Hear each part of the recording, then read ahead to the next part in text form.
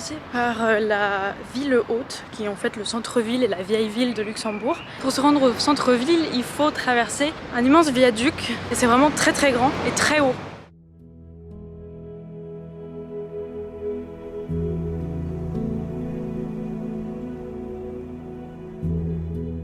Alors là, je me dirige tout droit vers le palais de justice, qui est d'ailleurs assez beau au niveau de l'architecture. Et ensuite, on va aller le long de la corniche où on aura une très belle vue sur l'Alzette, qui est la rivière qui coule ici.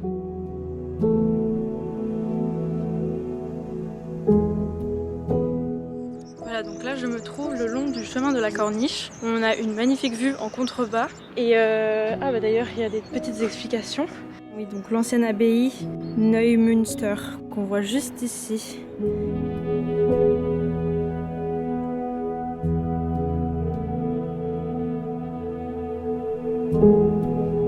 Il fait vraiment très très chaud, on est début avril et je crois qu'il fait peut-être 25 degrés.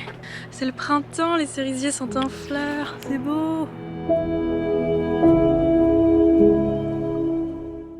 Alors j'ai quitté la corniche et là je me dirige plutôt vers la ville haute, donc vers le centre-ville historique où il y a ces petites rues moyenâgeuses et il y a aussi des travaux, du coup c'est embêtant. Avant on va juste s'arrêter à l'église Saint-Michel, qui est une église très jolie apparemment, et la première église qui a été construite dans ce site-là, elle date de 987 et après ils l'ont reconstruite et la version actuelle date du XVIIe siècle.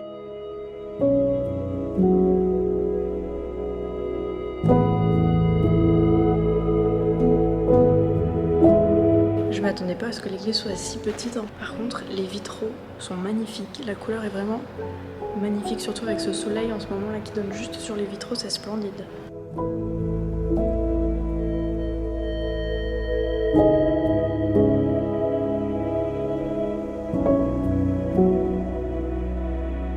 Ce passage il fait vide et un peu glauque. Je pense que c'est parce qu'il y a un restaurant qui est juste là, au-dessus.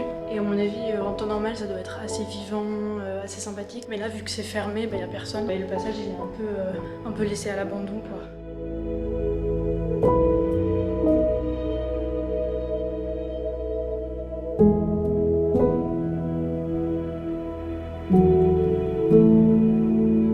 Je me trouve juste devant le palais grand-ducal. Il a été construit au XVIe siècle, donc dans un style Renaissance. Et aujourd'hui, c'est la résidence principale du grand-duc du Luxembourg.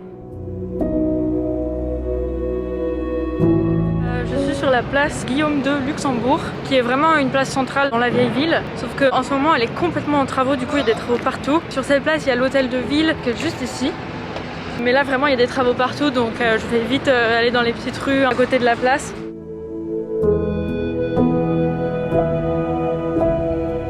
Alors j'ai définitivement quitté le centre-ville. Et là, je vais voir si je peux aller prendre l'ascenseur panoramique. Ça nous emmène en bas, au niveau de l'Alzette, qui est la rivière. Au niveau de l'Alzette, qui est la rivière qui longeait l'abbaye de Neumünster. Et ils appellent ça ascenseur panoramique parce qu'il est entièrement en verre. Du coup, normalement, on devrait avoir une très belle vue sur les environs.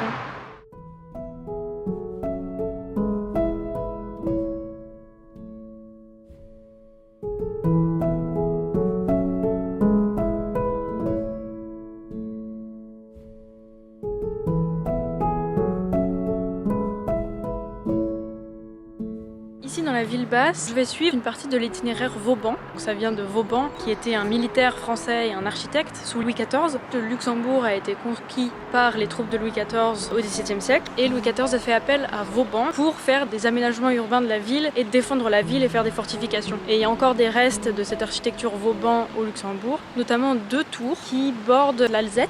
Et donc là, je suis entre ces 2 tours actuellement. Juste en face, ils ont construit un pont immense et ultra moderne. En plus, ça fait un peu bizarre dans le paysage parce qu'on a la ville basse qui est très médiévale, très historique, et on a ce pont qui surgit dans le paysage.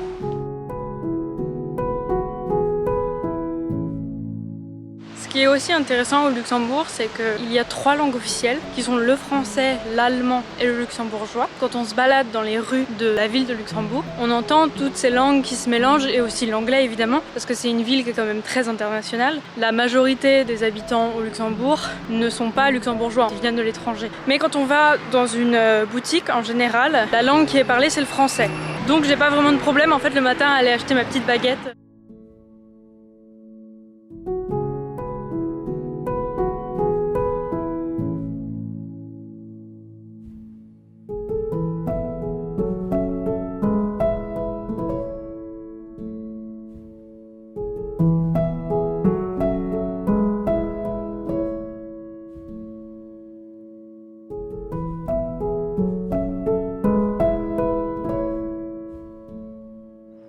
marcher le long de la rivière et je me suis fait une nouvelle copine. C'est la sirène Mélusine. Mélusine, c'était l'épouse du comte Siegfried, qui est le fondateur de la ville de Luxembourg. Cette Mélusine, apparemment, était secrètement une sirène. Donc, cette statue ici est une jolie sirène rose qui regarde l'Alzette.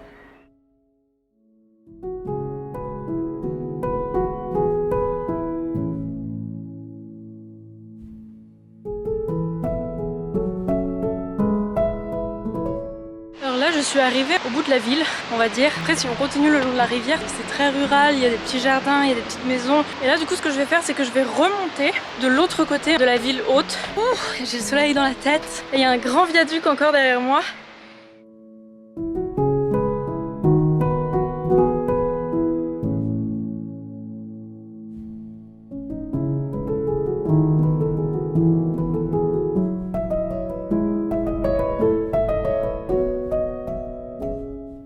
Je suis de retour au niveau de la rivière. Je suis vraiment au bout du quartier Grund, qui est le quartier de la ville basse. En tout cas, c'était une magnifique journée ensoleillée. Il y a encore vraiment beaucoup de choses à explorer, mais ce que j'adore, c'est cette architecture complètement anarchique, on va dire, dans le sens où on a cette architecture médiévale qui côtoie une architecture plutôt renaissance et après une architecture moderne. Ce qui est assez marrant, c'est de vraiment essayer de s'orienter dans la ville au départ. Mais bon, on prend vite le coup de main.